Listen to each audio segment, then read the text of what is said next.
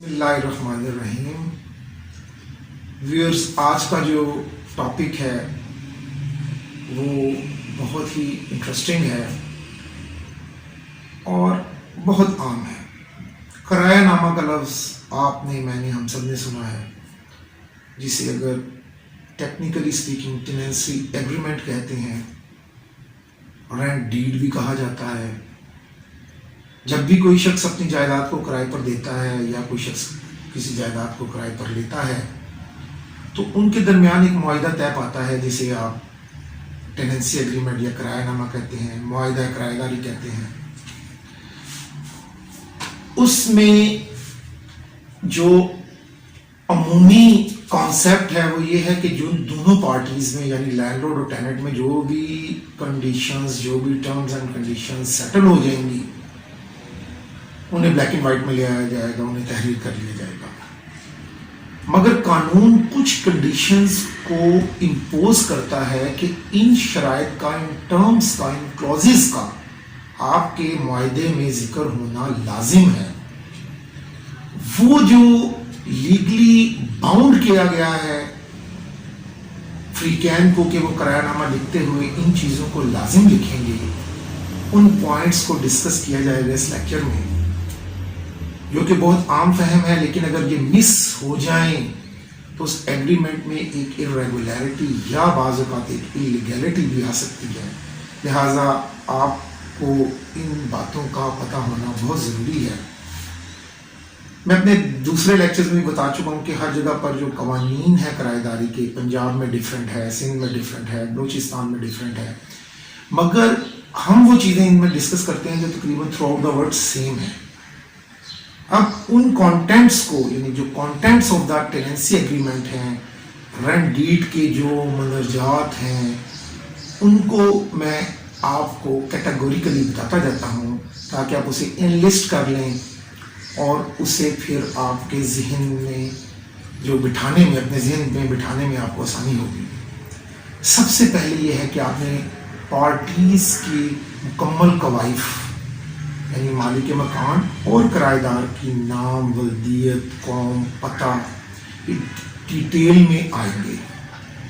اس کے بعد آپ اس میں ڈسکرپشن آف پراپرٹی دیں گے، یعنی جو بھی ڈیمائز پریمیسز، جو بھی کرایہ داری پر جائیداد لی جا رہی ہے اس کی صراحت کریں گے، اس کی وضاحت کریں گے کہ اس میں کتنے کمرے ہیں، کتنے فلورز ہیں، رقبہ کتنا ہے، کتنا جو ہے وہ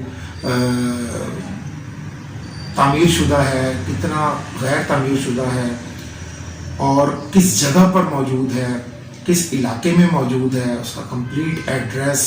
یہ تمام چیزیں آپ کو ٹیننسی ایگریمنٹ میں لکھنی ہیں. اس کے بعد آپ نے رینٹ کی ڈیٹیلز دینی ہے کہ جو پارٹیز کے درمیان رینٹ طے ہوا ہے وہ کتنا ہے، اماؤنٹ آف رینٹ، پھر اس کی انہانسمنٹ کہ وہ کتنے سال کے بعد بڑھے گا اور کس پرسنٹیج میں اس کو بڑھایا جائے گا جو میوچولی ایگریڈ ہوگی. ادروائز 11 ماہ کے لیے ہوگا اور اس کے بعد 10% کرایہ بڑھا دیا جاتا ہے جو کہ روٹین میں چلتا ہے.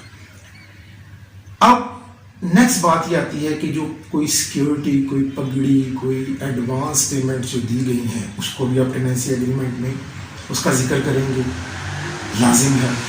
پھر جس مقصد کے لیے، purpose for which the premises has been taken on rent, وہ مقصد لازم آپ اس کے اندر تحریر کریں گے، کیونکہ آبلیگیشن آف ٹیننٹ میں آتا ہے کہ وہ اس مقصد کے علاوہ اس بلڈنگ کو یوز نہیں کر سکتا. پھر جو آپ کی قانون شہادت ہے اس کے مطابق 2 گواہان کی موجودگی، ان کے سائن وہ بھی ضروری ہیں ایگریمنٹ کے اوپر.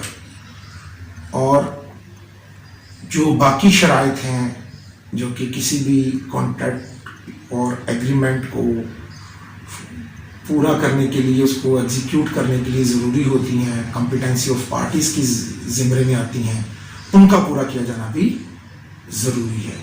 یہ وہ بنیادی چیزیں تھیں جس کو آپ نظر انداز نہیں کر سکتے. اس کے لیے پھر باقاعدہ طور پر آپ ایک اسٹامپ نکلواتے ہیں ٹھیک ہے جی. میں ویلیو اس لیے نہیں بتا رہا کہ ڈفرینٹ پروونسز میں ویلیو ڈفرینٹ ہے تو کوئی ابہام نہ ہو, لیکن جو بھی جس پروونس میں بات کی جائے گی اس کے مطابق وہ اس کا اسٹیمپ پیپر نکلوائیں گے اور پھر بعد میں اس کے اوپر ٹیننسی ایگریمنٹ. ان جو میں نے آپ کو کانٹینٹس بتائے ہیں ان کا ذکر کیا جانا لازم ہے. اس کے علاوہ جو بھی اگریڈ آپ کی فردر شرائط ہوں جی جتنی باتیں میں نے آپ سے کی ہیں, اس کے علاوہ جو ٹیننسی ایگریمنٹ ہے اس میں اگر آپ مالک مکان کا اکاؤنٹ نمبر بھی مینشن کرنا چاہیں کہ اس اکاؤنٹ نمبر میں کرایہ جمع کرایا جائے گا, تو جو پنجاب رینٹڈ پریمیسز ایکٹ 2009 ہے اس میں باقاعدہ طور پر لکھا ہوا ہے کہ آپ اس اکاؤنٹ نمبر کو مینشن کر سکتے ہیں. اور پھر جو مدت کرایہ داری ہوتی ہے کہ ڈیوریشن آف دا ٹیننسی, کہ آپ کتنے عرصے کے لیے وہ ٹیننسی ایگریمنٹ کو جو ہے وہ تحریر کر رہے ہیں, وہ شک بھی آپ اس کے اندر لکھیں گے, جس میں عموماً لکھا جاتا ہے کہ extensible by the will of both the parties. یہ دونوں اگر پارٹیز رضامند ہوں گی تو پھر آپ اس کو مزید بڑھا سکتے ہیں. تو یہ وہ عام فہم چند گزارشات ہیں کہ جس کا ذکر کیا جانا ضروری ہے, اور اگر اس کا ذکر نہ کیا جائے تو جو ایگریمنٹ ہے اس میں قانونی سکم رہ جاتا ہے. جی جو آپ کو شرائط میں نے بتائی ہیں, شرائط تو نہیں ہے دراصل, یہ اس کے ایک کانٹینٹس ہیں جو کہ لیگلی آپ کو اس میں لکھے جانے ہیں, لازمی لکھنے ہیں. اس کے علاوہ جو آپ پارٹیز میں mutually agreed terms and conditions ہیں وہ لکھ لیجئے. لیکن ایک بات کا خیال رکھیں کہ وہ ایک لائن لکھ لی جاتی ہے جی کہ کوئی بھی کرایہ دار اس پر اسٹے آرڈر لینے کا مجاز نہ ہوگا. وہ اٹ سیلف ایک ایلیگل لائن ہے, کیونکہ آپ کسی بھی فریق کو قانونی کارروائی سے کبھی بھی نہیں روک سکتے. تو میرا خیال ہے کہ وہ جو ہمارے وسیقہ نویس بھائی ہیں یا ڈیلر حضرات ہیں وہ مالک مکان کی تسلی اور تشفی کے لیے وہ لائن لکھ دیتے ہیں, لیگلی اس کی ویلیو کوئی نہیں ہے. اس کے ساتھ ہی دوبارہ آپ سے وہی ریکویسٹ کروں گا کہ میرے چینل کو دیکھیے, آپ اس کو سبسکرائب کریں, بیل بٹن دبائیں, لائک کریں, تاکہ اس طرح کی جو معلوماتی ویڈیوز ہیں وہ فوری طور پر آپ تک پہنچ سکیں. اللہ حافظ.